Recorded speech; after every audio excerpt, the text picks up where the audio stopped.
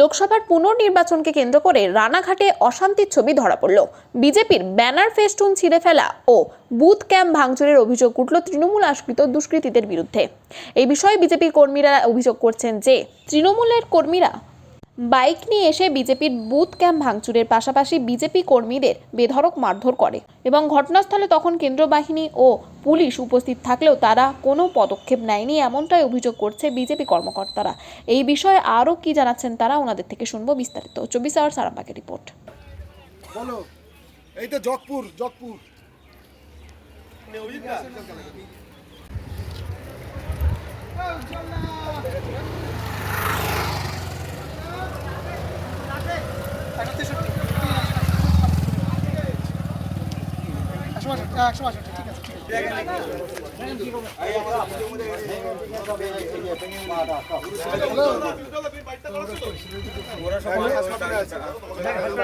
এখানে বুথ করা ছিল।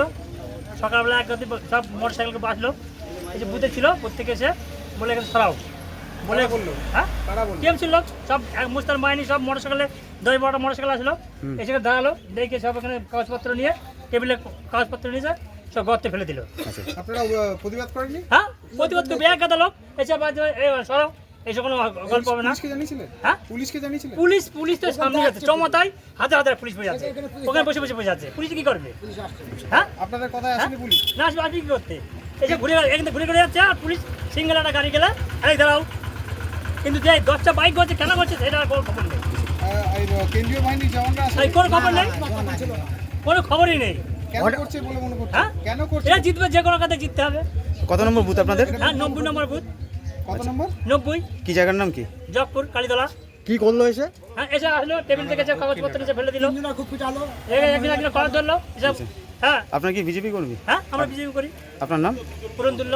অভিযোগ উঠছে সেটা হচ্ছে আপনাদের কর্মীদেরকে নাকি মারধর এবং তাদের ফেস্টুন ব্যানার ফেস্টুন ছিঁড়ে দেওয়া হয়েছে এবং আপনাদের স্লিপ পর্যন্ত ছিঁড়ে দেওয়া হয়েছে।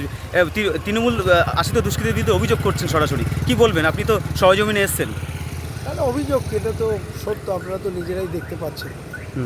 আমাদের এই যে পার্শ্ববর্তী বুথে ওখানে টেন্ট করা হয়েছিল, গত রাতেই সেই সমস্ত ভেঙে দেওয়া হয়েছে এবং আমাদের বুথ সভাপতিকে হুমকি দেওয়া হয়েছে যে তুই যদি বেরোস তোকে খুন করে দেয়।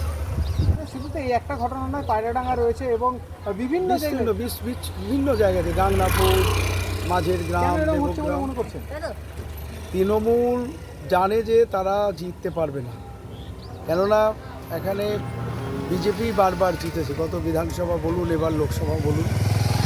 তাই তারা অ্যাট এনি কস্ট তাদের এই সিট চাই।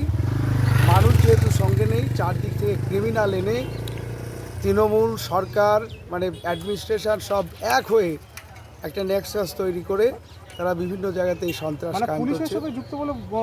100বার পুলিশ, সেন্ট্রাল বাহিনী রয়েছে, তারপরেও কি করে চলছে? সেন্ট্রাল বাহিনীর তো নিজস্ব কোনো নেই, তারা তো মানে পরিচালিত হয় আমাদের রাজ্য বাহিনী দ্বারা, রাজ্য অ্যাডমিনিস্ট্রেশন দ্বারা। আচ্ছা, আপনি কি স্টেপ নেবেন? তাদেরকে আমি একদিকে বিভিন্ন জায়গাতে যাচ্ছি, কর্মীদের সঙ্গে দেখা করছি, তাদের সাহায্য যোগাচ্ছি, পাশাপাশি প্রপার চ্যানেলে যেখানে অভিযোগ করা সেগুলো করব। হ্যাঁ, অবশ্যই জানাচ্ছি এবং জানানো হচ্ছে। আপনার নাম? মনোজ কুমার বিশ্বাস, প্রার্থী, দক্ষিণ রানাঘাট বিধানসভা।